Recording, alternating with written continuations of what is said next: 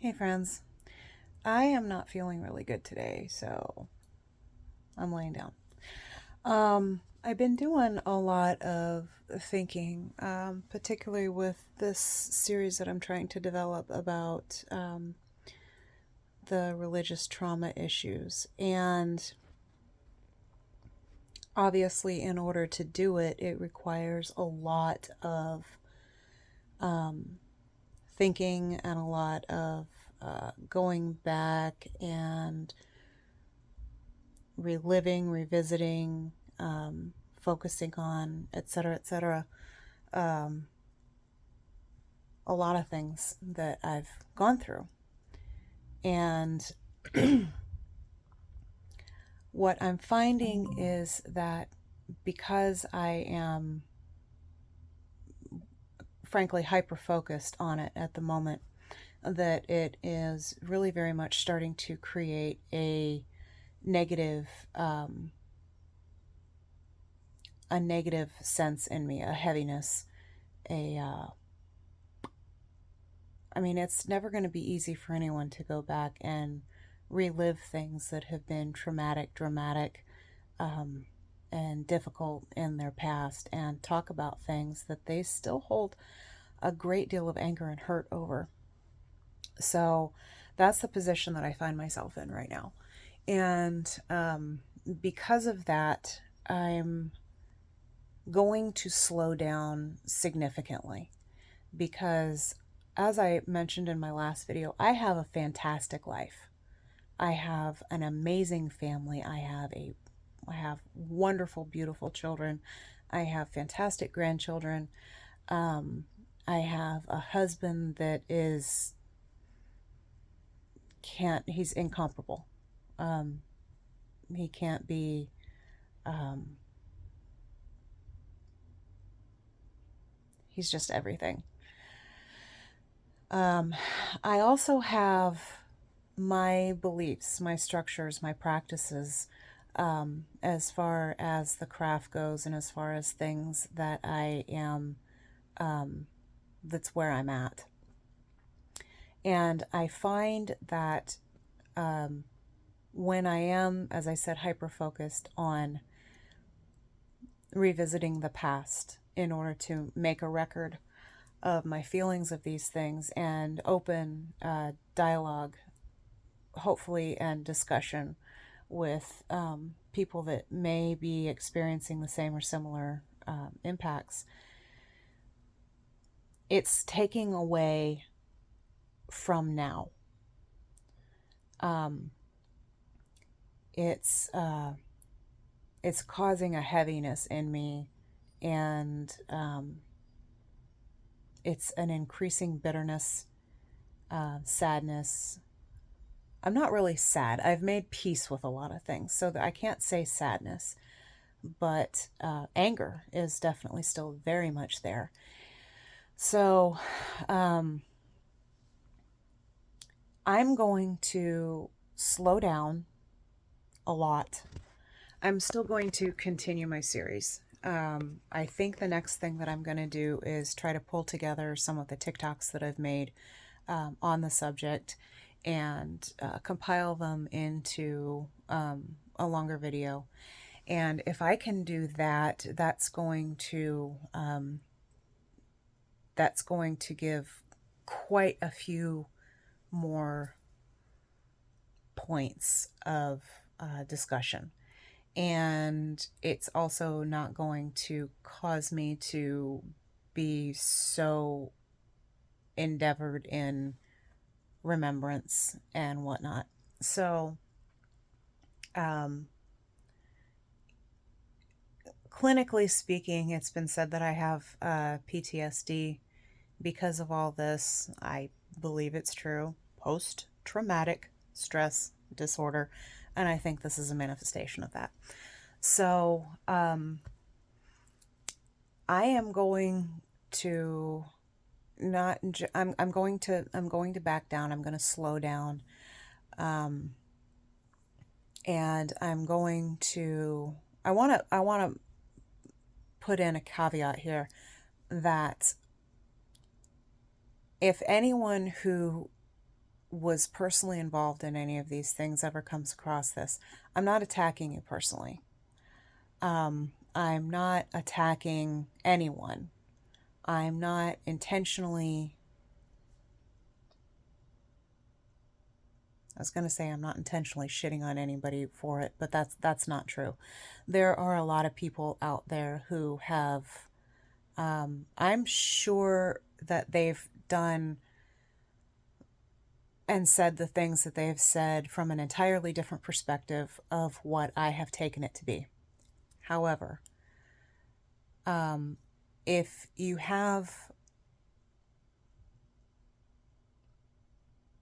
can step outside of yourself long enough to look at other perspectives, you can see that what your intention is not necessarily, and very often is not, the point of reception by people. So whether or not damage was intended is, I'd say it's very low probability that damage was intended. And at the same time, there's a meme that goes around fairly often that says, stop being so forgiving. People know exactly what the fuck they're doing.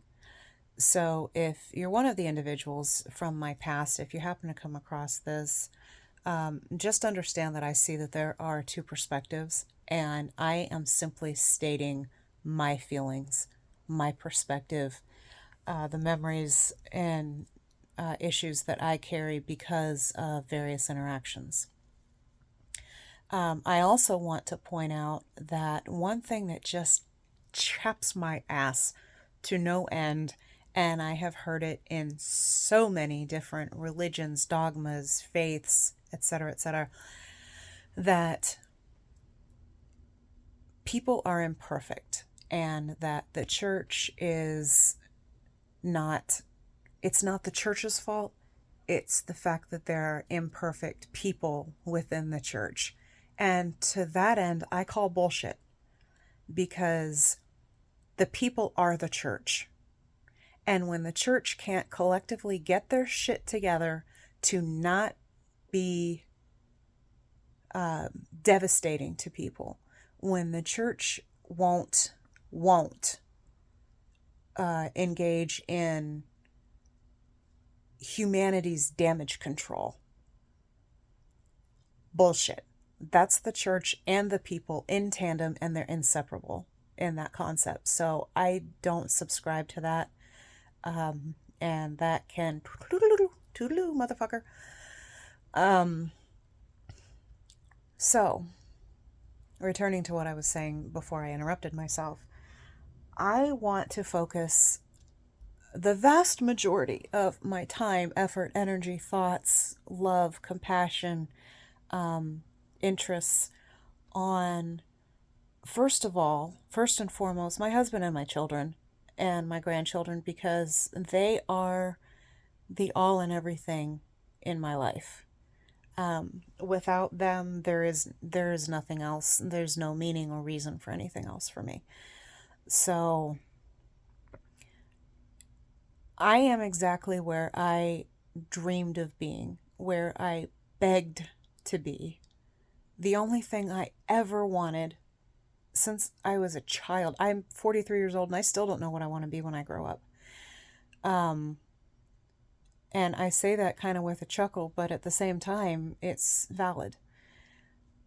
All I ever wanted to do was to have someone love me, let them love me, and let me love them, to take care of my spouse, take care of my children, my family, to be a homemaker, to, get frustrated that I have to put away the damn dishes again and fold another pile of laundry. And, these are the things that has been my all and everything, my goal.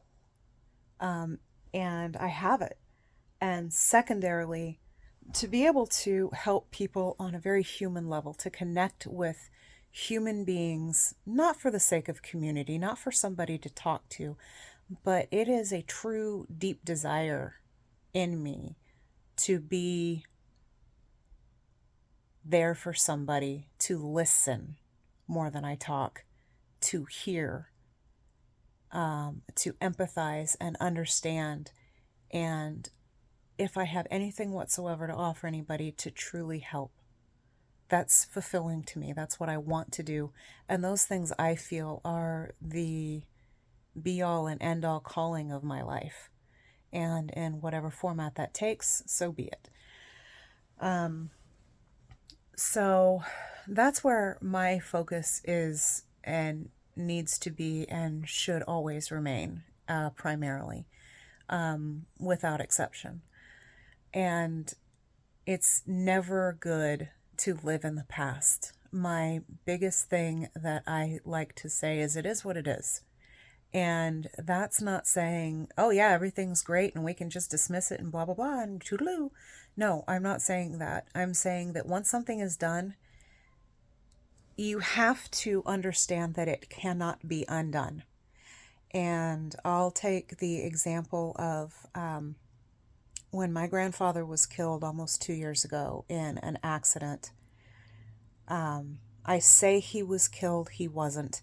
He had a heart attack. We believe that he died instantly, but he was driving at the time. He was sitting in a parking lot at a gas station, and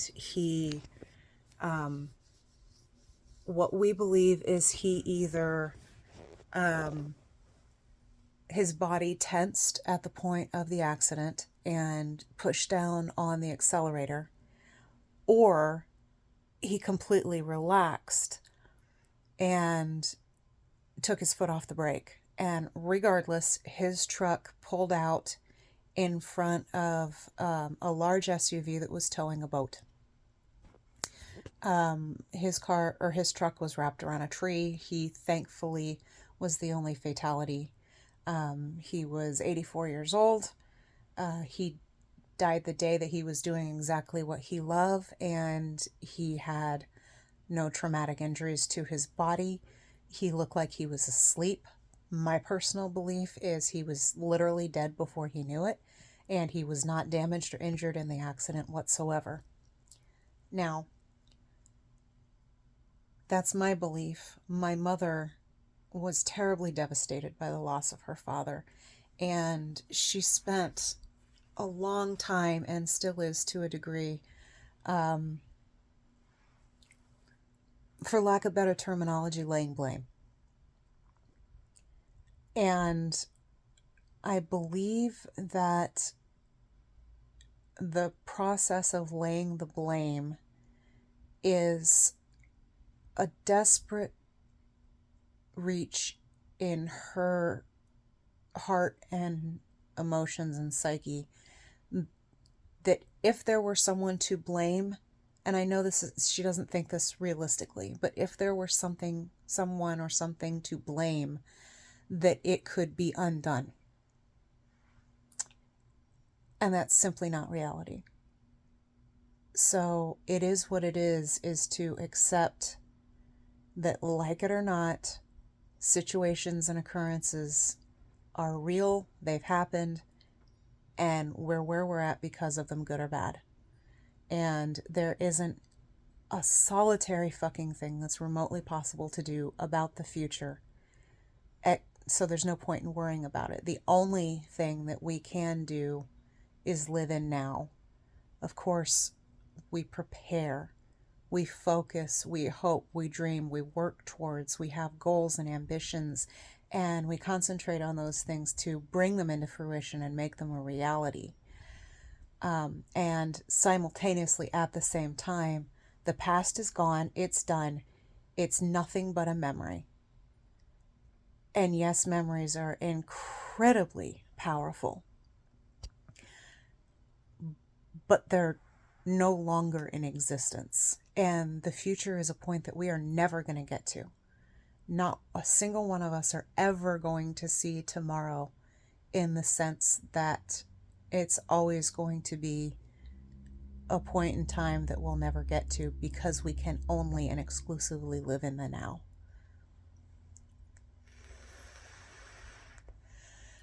So I believe that it's important that for me, and I truly do believe this, for people that are living with these scars, yes, acknowledge them. Yes, give them their place. Yes, mourn the things that need to be mourned. By all means, celebrate what needs to be celebrated. Build towards the future, but don't live in the past so much that you miss where you're at now and living in the present or working towards your future. Embrace everything that's good about the now and take what is for what it is. And what can you do about that? And if the answer is nothing, then it's nothing. And that still leaves you someplace. That still leaves you with things that you can do. We're not without choices. We're not without decisions. There's always going to be benefits and consequences to the decisions and actions that we make and take. But don't be a corpse in the past. Don't be the ghost of Christmas past. Be present. Be alive. Or what's the point? Mourning and holding on so tightly to such traumas and anxieties and fears, and yes, we do still have fears over our past, because we do have that canyon in ourselves that says, if it were this, then that could have been different. Can't change it. And I think it's also important to look at, even if things in the past had been different, what would we have? Where would we be now? Because I will never, ever say that I regret my marriage to my ex-husband. I have my son out of that. And yes, I have a terrible pain and hurt and damage in my heart for the fact that my husband and I were separated for 20 years. And my brain creates an alternate reality of what our lives would have been. And I hold on to that because it's a dream. But at the same time, if we had been together, if things would have worked out the way that would have been ideal then, what would I not have now? And I wouldn't have, number one, I wouldn't have my son. You see where I'm going with that? So I'm going to focus on here and now. I'm going to focus on my husband and my children and my home and my family and my faith, and which is going to be another topic I will get in at some point, to what exactly do I believe, because I don't get into that when I'm making comments on things. But I have a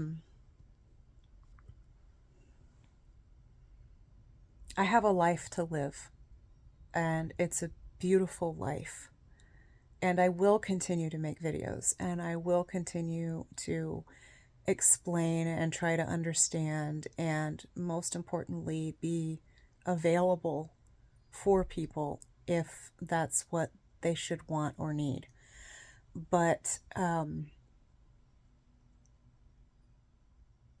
going to live in now, and I'm going to practice my craft and develop my skills and my faith and my abilities more and more every day. And I'm going to continue to read and study and believe and grow. Is very fortunate last night, if everything comes through, and I don't know that it will, but as of last night, I ordered a copy of the Hebrew Bible. I'm trying to get a hold of a copy of the Tripitaka, I believe. It's Buddhist holy texts. I ordered 5 books on the Buddhist faith. I was gifted a quad, which is the Holy Bible, the Book of Mormon, Doctrine and Covenants, and the Pearl of Great Price, which are the Holy Scriptures to the LDS faith. And I ordered a Quran. If it comes through, I won't have paid a penny for any of them. They're available free on various websites. I had to do some digging, but I found it. If it comes through, then I will definitely have a growing collection of faith articles, I guess you could say, religious texts. That's what interests me, and that's what I want to do. And again, above all that, my family, my home, my life is here to be lived and celebrated, and that's what I'm going to do. So I have tattooed on my wrists, I know it's in reverse on the camera, but it says "Live Loved," and on this wrist it says "Live Over." And many years ago, I kept praying and praying and praying, and that's what kept coming to me, was live loved and live over.